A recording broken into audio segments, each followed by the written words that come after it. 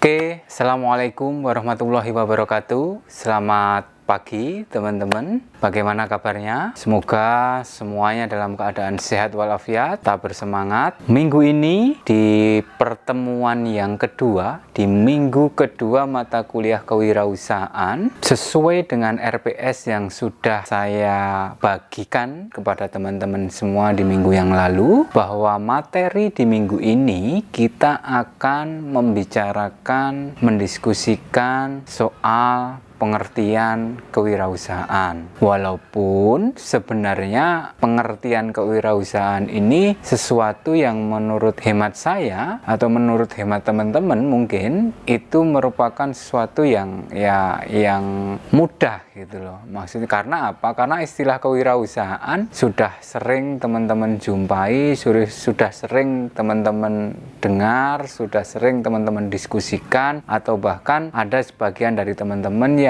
sudah sering mempraktekkan tentang istilah kewirausahaan ini dalam kehidupan sehari-hari. Namun demikian, saya kira tidak salah juga untuk kita di dalam kelas kita ini, kita kembali mendiskusikan, membahas terkait tentang pengertian kewirausahaan.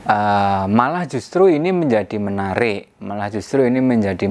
Mengapa demikian? Karena diskusi kita ini nanti itu justru akan memberikan konfirmasi terhadap pemahaman yang selama ini teman-teman miliki terkait tentang konsep kewirausahaan, terkait tentang pengertian kewirausahaan. Oke, gitu ya teman-teman. Kita mulai. Apa sih itu kewirausahaan?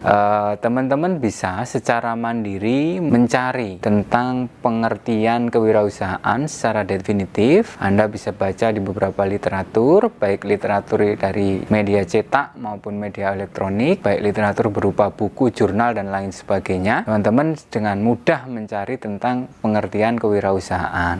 Saya di sini akan mencoba menarik semacam benang merah dari beberapa definisi kewirausahaan yang sudah didefinisikan oleh beberapa pakar kewirausahaan. Jadi benang merah itu nanti saya akan mencari beberapa kata kunci atau keyword istilahnya yang sering digunakan atau sering muncul di dalam definisi kewirausahaan. Nah, setidaknya menurut hemat saya ada 3 keyword utama, ada tiga kata kunci utama yang sering saya jumpai, yang mungkin sering juga teman-teman jumpai dalam definisi kewirausahaan. Yang pertama, kata kunci yang pertama adalah kejelian melihat peluang. Kata kunci yang kedua itu adalah eksekusi peluang. Kemudian kata kunci yang ketiga itu adalah mengkonversikan atau istilahnya mentransformasikan peluang yang ada menjadi sebuah keuntungan. Tentu keuntungan yang sifatnya ekonomis. Nah, ketiga kata kunci ini penting untuk kita pahami, penting untuk kita ketahui bahwa istilahnya dari ketiga kata kunci ini kita bisa menarik kesimpulan gitu, teman-teman. Kita bisa menarik kesimpulan bahwa untuk menjadi seorang wirausaha, ketika Anda memilih profesi sebagai seorang wirausaha, 3 kata kunci ini setidaknya harus Anda miliki. Ketiga kata kunci ini seharusnya merepresentasikan kemampuan yang Anda miliki. Jadi ketika Anda pengen menjadi seorang wirausaha, Anda harus yang pertama tadi jeli melihat peluang, kemudian yang kedua berani ambil risiko untuk mengeksekusi peluang yang ada, kemudian yang ketiga itu adalah secara kreatif Anda mampu mengkonversikan peluang yang ada menjadi keuntungan ekonomi bagi Anda. Begitu ya teman-teman. Saya ulangi lagi, saya tekankan lagi bahwa secara definitif teman-teman bisa cari sendiri secara mandiri tentang definisi atau pengertian kewirausahaan. Namun demikian di dalam perkuliahan ini, di dalam video ini, saya menarik sebuah benang merah. Saya mencoba merangkum bahwa di dalam beberapa definisi atau di dalam pengertian kewirausahaan itu ada setidaknya 3 kata kunci yang sering muncul.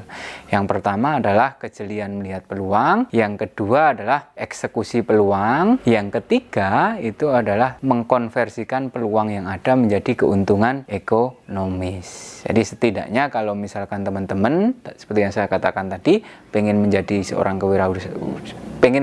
wirausaha, kalau kewirausahaan bukan pengen menjadi seorang kewirausahaan. Kalau kewirausahaan itu kan konsepnya, profesinya adalah wirausaha. Jadi kalau teman-teman pengen menjadi seorang wirausaha, ya teman-teman setidaknya 3 kata kunci tadi teman-teman harus kuasai, harus Anda manifestasikan ke dalam kemampuan yang Anda miliki. Kira-kira begitu. Anda harus jeli melihat peluang, Anda harus berani mengambil risiko untuk mengeksekusi peluang, dan Anda harus punya insting kreatif untuk mengkonversikan peluang yang ada itu menjadi sebuah keuntungan bagi diri Anda maupun bagi masyarakat yang lainnya, dan bagi keuntungan yang sifatnya ekonomis tentunya kalau kita bicara dalam perspektif bisnis, gitu ya teman-teman.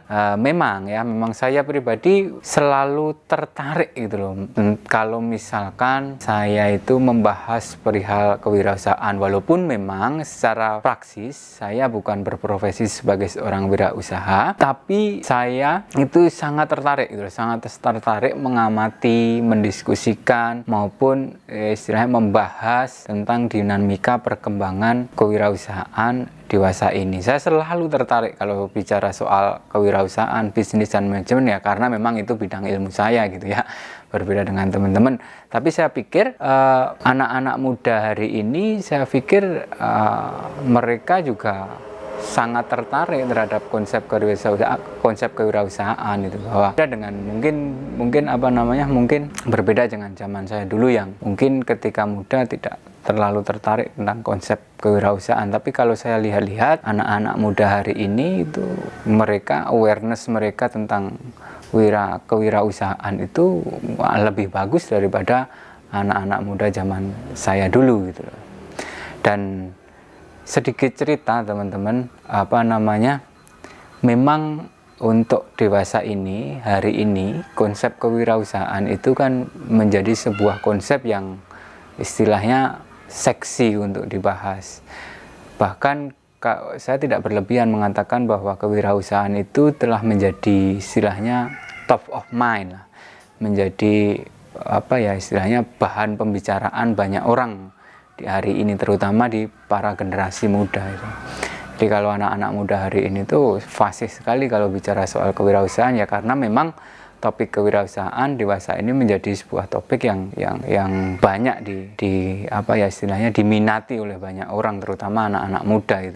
Memang begitu adanya. Bahkan perkembangan di dunia akademik pun demikian teman-teman. Kalau saya amati mahasiswa zaman saya dulu di awal tahun 2006 lah ya, 2006, 2007, 2008, pembicaraan soal kewirausahaan itu tidak sedemikian masif seperti hari ini. Anak-anak sekarang, mahasiswa-mahasiswa hari ini itu sangat masif kalau berdiskusi soal kewirausahaan. Makanya kalau bicara istilahnya unit bisnis yang dibuat oleh anak-anak muda, mahasiswa, itu kalau saya amati, ya anak-anak muda sekarang boleh saya katakan, mungkin saya tidak berlebihan, mereka secara kreatif bisa menelurkan unit bisnis yang menurut saya sangat menarik. Memang kewirausahaan ini menjadi suatu yang sangat menarik untuk hari ini teman-teman. Bahkan seperti yang saya katakan tadi, bahwa ini adalah top of mind, menjadi top of mind, menjadi bahan pembicaraan banyak orang tertarik untuk membahasnya gitu. Jadi memang kewirausahaan ini memang luar biasa kalau kita bicara hari ini gitu. Dan ada fakta yang menurut saya menarik itu,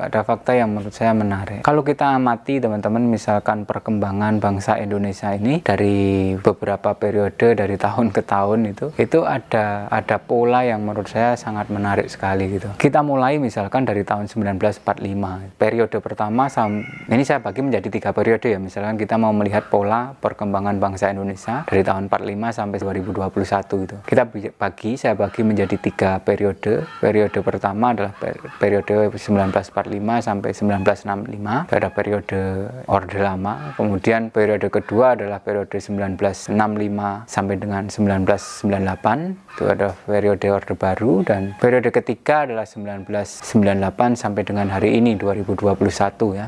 Nah, ini ada pola perubahan kalau teman-teman teman-teman istilahnya jeli mengamati, ada pola perubahan yang sangat menarik kalau kita amati. Misalkan di tahun 1945 sampai 1965, di situ kalau Anda baca buku sejarah, Anda lihat di beberapa kanal YouTube yang membaca sejarah Indonesia di tahun 1945 sampai 1965, di situ yang menjadi panglima, yang menjadi istilahnya kingmaker, yang menjadi top of mind pada masa itu adalah politik, bidang politik.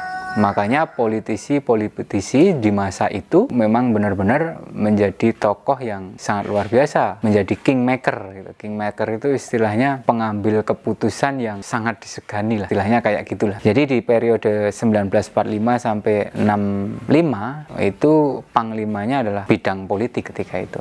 Makanya tokoh-tokoh politik pun banyak yang lahir di era itu toh. Kita tahu tokoh-tokoh politik hebat misalkan kayak Insinyur Soekarno, Muhammad Hatta, kemudian ada M. Nasir, kemudian ada banyak lagi tokoh-tokoh politik yang sangat luar biasa yang lahir di era itu gitu, yang pernah dimiliki oleh Indonesia, karena memang panglima ketika itu adalah bidang politik. Kemudian di era ini terjadi pergeseran di ketika tahun 1965 ke sini, ya 1966 ya, itu ke sini ke 1998 periode selanjutnya itu terjadi pergeseran. Yang awalnya panglimanya adalah politik, itu bergeser menjadi militer.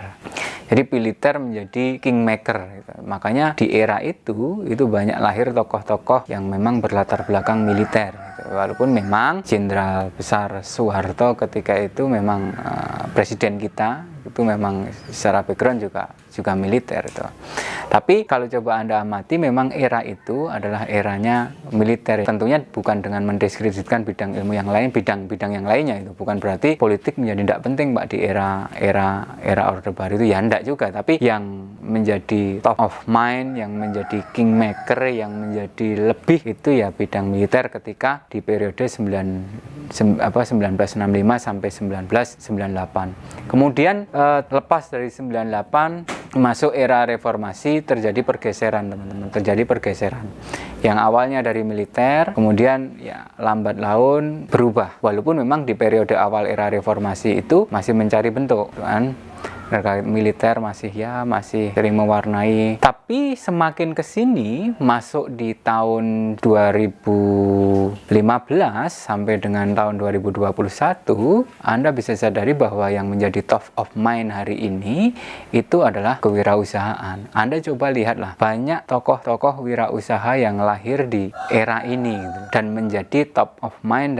menjadi kingmaker, menjadi key player untuk negara kita gitu. Presiden kita aja bisa orang wirausahawan toh, Pak Jokowi, dan beberapa menteri yang dalam tanda kutip menjadi kesayangan warga, menjadi idola dari warganet itu kan, sebut saja misalkan Bu Susi, Mas Nadiem Makarim, Pak Erick Thohir, ya itu kan backgroundnya semua adalah bisnis semuanya, seorang wirausaha. Jadi memang hari ini key player, kingmaker di Indonesia itu yang bermain adalah ya kewirausahaan. Bukan, sekali lagi ini bukan berarti mendeskripsikan di bidang-bidang yang lainnya, tapi yang lebih gitu, yang menjadi top of mind, yang lebih hari ini itu adalah kewirausahaan. Jadi memang ketika Anda misalnya, oh ya saya pengen menyelesaikan sebuah masalah, kalau kan gini, contohnya gini, saya berikan ilustrasi. Misalkan kalau zaman dulu saya jadi mahasiswa, misalkan ada isu-isu misalnya soal kemiskinan, soal ketimpangan ekonomi, kelaparan dan lain sebagainya, kita selesaikan dengan cara turun ke jalan. Itu kalau zaman saya dulu, teman-teman saya banyak yang jadi aktivis, turun ke jalan, demo dan lain sebagainya. Ya kita beranggapan bahwa ketika itu menjadi salah satu solusi, menjadi salah satu alat untuk bisa menyelesaikan masalah perihal kemiskinan, kelaparan, ketimpangan ekonomi dan lain sebagainya di awal-awal tahun 2000-an itu. Tapi semakin kesini saya mencoba mengamati beberapa mahasiswa dulu di universitas saya yang lama, di Universitas Muhammadiyah Magelang itu, saya mencoba mengamati beberapa mahasiswa saya ketika mereka menghadapi isu-isu yang sama dengan yang saya hadapi di awal-awal tahun 2000-an, yang saya hadapi dengan beberapa teman-teman. Mereka tidak menyelesaikan masalahnya dengan cara yang sama yang seperti dilakukan oleh teman-teman saya yang dahulu.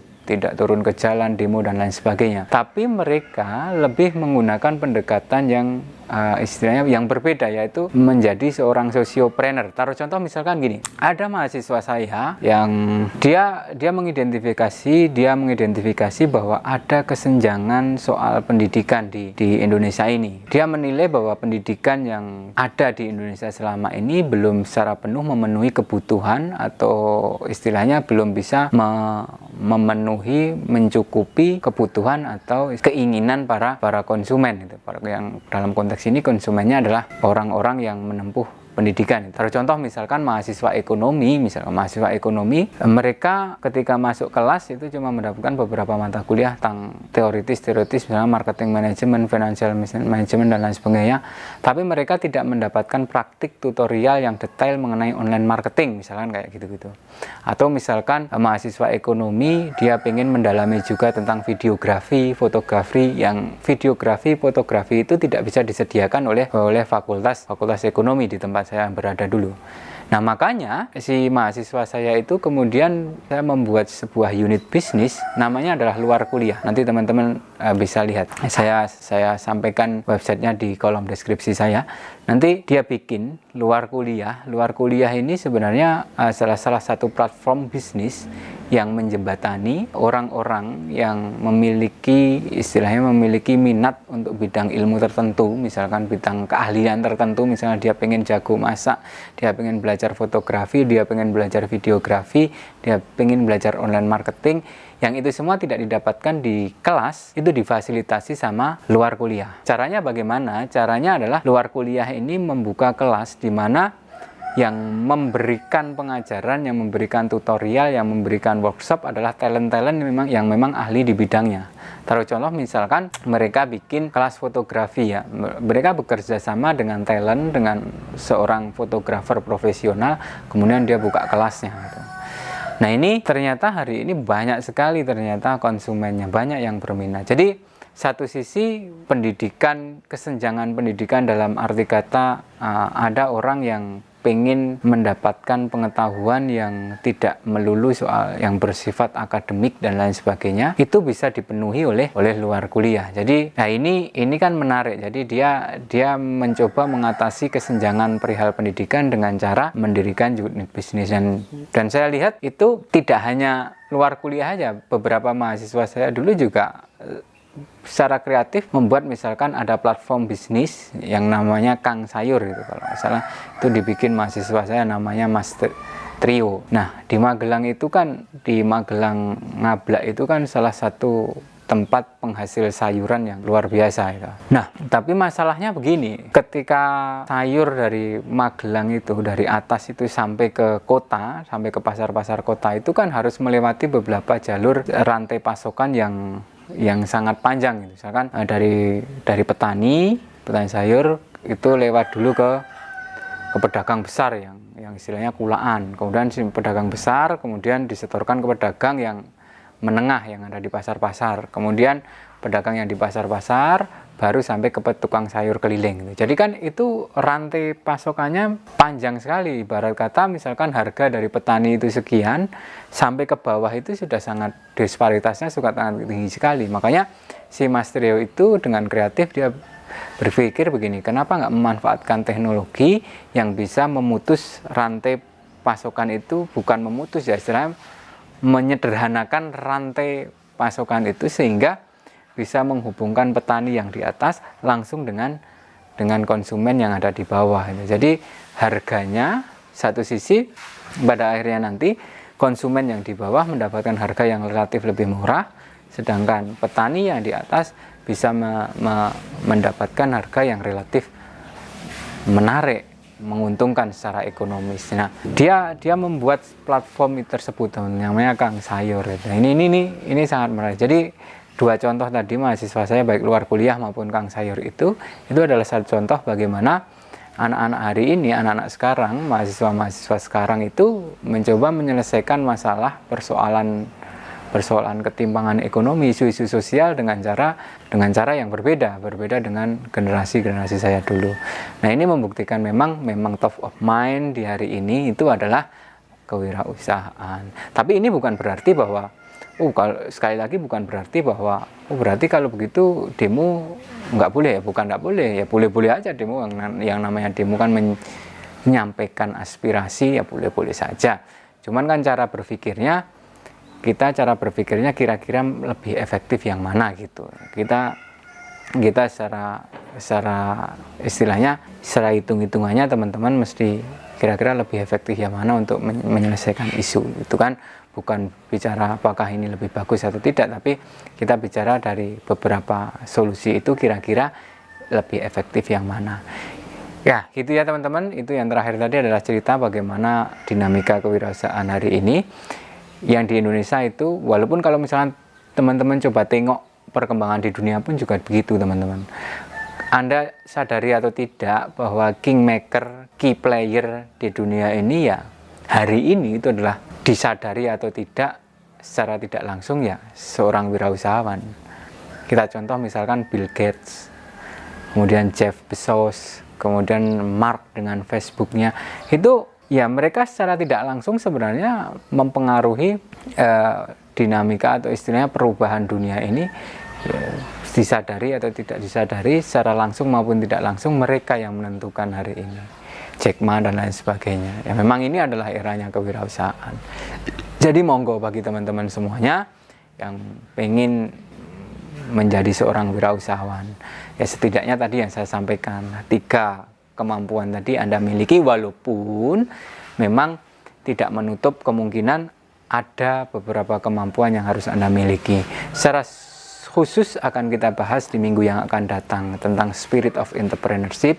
Kita bicara detail soal karakteristik seorang wirausahawan berikut dengan ciri-ciri watak seorang kewirausahawan. Oke teman-teman, hari ini cukup sekian perkuliahan dari saya. Semoga teman-teman bisa mengambil sesuatu yang berharga dari apa yang saya sampaikan. Cukup sekian dari saya. Terima kasih. Wassalamualaikum warahmatullahi wabarakatuh.